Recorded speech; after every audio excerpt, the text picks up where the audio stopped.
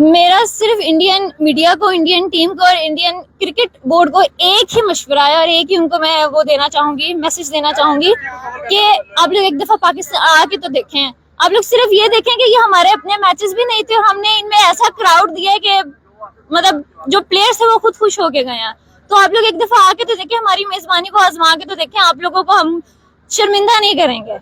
हम और आप मतलब सिर्फ एक बॉर्डर का फर्क है ना, बाकी यहाँ तो लोग हम सेम ही। आप लोग आए, हम आपको किसी भी तरीके के हम मेजबानी में कोई कसर नहीं छोड़ेंगे। दुआ तो यही थी कि पाकिस्तान भी फाइनल में होता और फाइनल भी पाकिस्तान में होता, लेकिन अब अल्लाह का हुक्म है, जो भी है ना हम फाइनल में है ना फाइनल यहाँ पे है।